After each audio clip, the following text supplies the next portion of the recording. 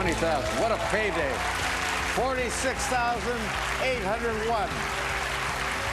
What a game. Oh, my God. Can you believe it? The winning streak is over for professional sports gambler and trivia whiz James Holzhauer. It came to an end yesterday after 32 shows. Yeah, all good things come to the end, don't they? They sure don't they, do. guys? So we want to know how our Sunrisers feel that the winning streak is over. You can weigh in right now using the hashtag Sunrisers. I'm going to be sharing some of your comments and some of Jeopardy James' comments from social media coming up in a bit. It's funny. He's hilarious. He's a good follow on Twitter. Yeah. Something to keep in mind. All right, also, streak that's changing is sunny, right? We're not going to have sun all day? Not all day, but a good chunk of it. But it's going to be kind of a tropical day where it gets warm, humid, and then clouds will build, and we're going to see some storms later in the day. But pretty looking sunrise this morning over Lake of the Isles there in Benay-Makaska.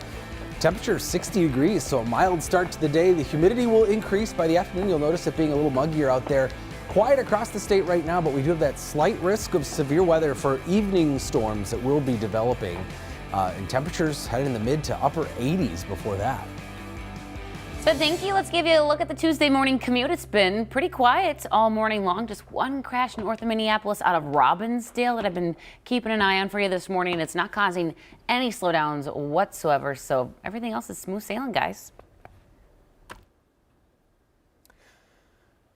It's an explosive problem plaguing teens, even kids across the state. But more Minnesota schools are stepping up to stop it. Kaya Edwards is live in the newsroom this morning with what one community is doing about vaping. Good morning, Kaya.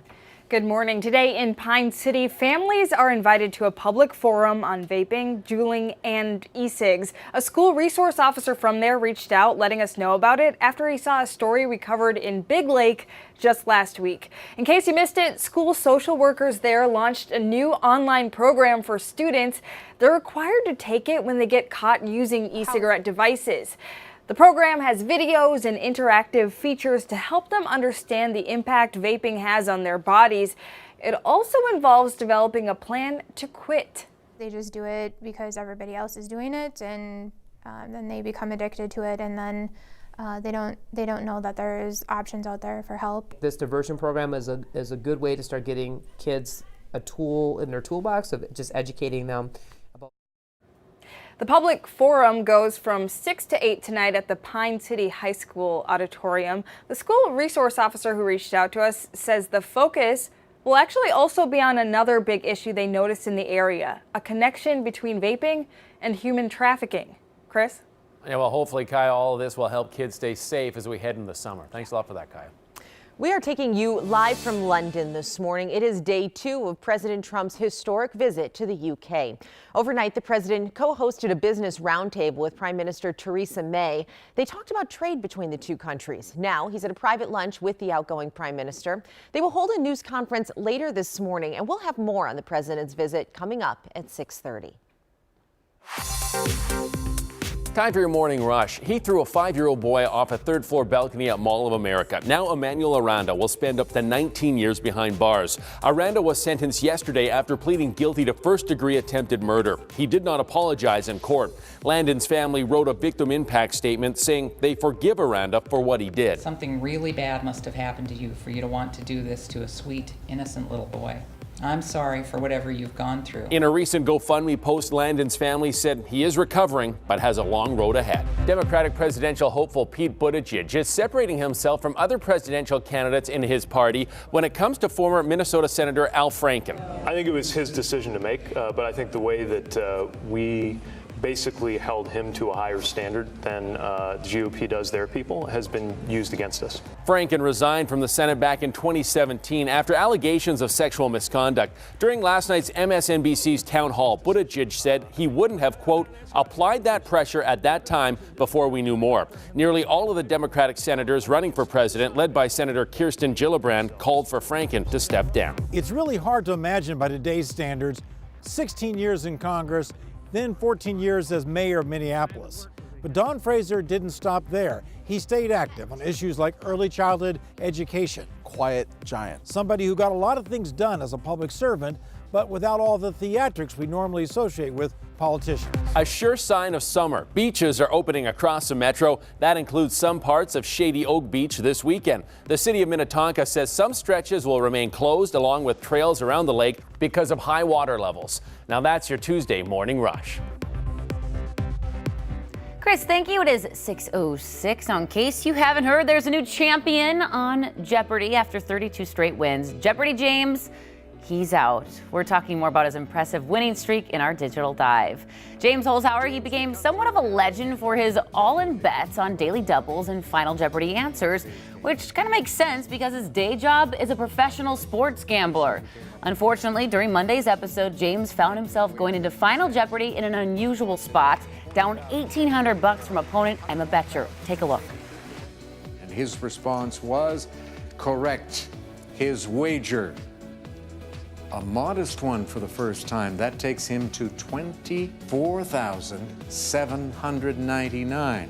So Emma, it's up to you. If you came up with the correct response, you're going to be the new Jeopardy champion. Did you? You did. What did you wager? Oh gosh, $20,000. What a payday. Yes, a Chicago librarian, Emma, won, but James, you know what? He's still doing pretty well. He won nearly $2.5 million during his streak and will go down in the Jeopardy record books for most money won in an episode. 15 times he went the entire game without getting an answer wrong, and he won an average of $77,000 per episode. So, of course, a lot of people online still buzzing about his big loss yesterday. In fact, James even tweeted after the game himself saying, "Knew I shouldn't have invited Drake to the Jeopardy taping," talking about Drake always making teams lose, the ones he roots for. Ken Jennings, you guys, even tweeting, saying that actual photo of James walking off stage at Jeopardy, his reign of destruction completed. And then some of our viewers this morning, Karen says she's sad he lost, but it couldn't go on forever. Emma was very good, and it'll be fun to see how she does. And a lot of people think there are conspiracies around it, saying they think it was rigged. Vonnie says he lost on purpose. He didn't buzz in on questions I could answer. Very off for him. It was his choice. So then I did a little more digging because I was like, what? I wonder if he's seen this. And I found on Facebook, he commented to these people like Vonnie there. James says, huge congrats to Emma. To anyone who thinks that I threw the game on Jeopardy or that it's rigged, it's insulting to our new champ to imply that she didn't crush him. So, yeah. Good for him. Yeah, good for James. Congrats to him. Congrats to Emma. It's really exciting, of course, to beat the guy that was on a 32-game winning streak. You could see her excitement. Yeah, right? she so was mellow. She's very, very even. But hey, you know, there's other people buzzing in. Like, it doesn't mean like he was just letting answers go. I don't know. I watched yesterday. I haven't watched in a while. Trebek was like turning into a comedy show. He was like doing Richard Nixon voices and stuff. Yeah. Interesting. I don't know. It's been fun to watch the whole time. Trebek, he's a card.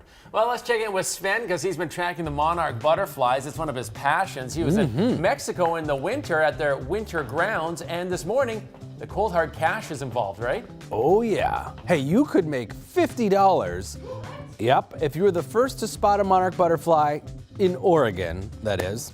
That's because you might have heard that the western monarch population, those west of the Rockies, was down a staggering 86% last year. There are so few that Journey North is offering a $50 reward to someone who spots the first monarch butterfly in Oregon. The western monarchs make a mini migration between Southern California and up the Pacific coastline. Our eastern monarchs make the incredible 2,500-mile journey from Canada and Minnesota to Mexico and have seen a pretty hopeful recovery in the last couple years, but they're not quite out of the woods just yet. The same efforts we've implemented in Minnesota and across the central U.S. can be duplicated, hopefully, in the West. The biggest problem in California is you just have so much development and agriculture that's really wiped out the monarchs there. But a lot of monarch sightings around Minnesota these days. They have returned. I have yet to see one yet, but I don't hang around a lot of flowers, I guess. I feel like they'd come find you. Yeah. I know, I keep waiting. You're like a beacon for them. Yeah, I keep $50 though in Oregon, huh? Yeah, if you spot the first one and document it. So big cash on the line for sure. Oh yeah, is it worth the flight to go out there and stuff? I don't think so because I mean the weather around here is going to be great, right? It is. Most of the day is going to be warm. It's going to start to get a little steamy, but that's going to help produce some storms later in the day. Quiet though this morning. We have mostly sunny skies in the 60s out there, but mid to upper 80s later today. And those dew points climb into the 60s. You'll notice the humidity and some evening storms. A couple of those could be strong. And the one thing traffic this morning, reminder, Highway 55, both directions. I have a closure between Annandale and Maple Lake due to construction there. So something to be mindful of. All right, sounds good. Thanks, Alicia. Improving your memory by looking at your phone, it sounds a bit crazy, but the experts say it works, maybe even better than in-person treatment. Plus, historic flooding hitting states across the country where the water's still rising, and new help coming from Washington. Then. That's honestly the first time I've ever heard about that, and I think it's a really great idea, though. 30 minutes learning the rules of the road. The one big thing your high school driver may not know about, but should.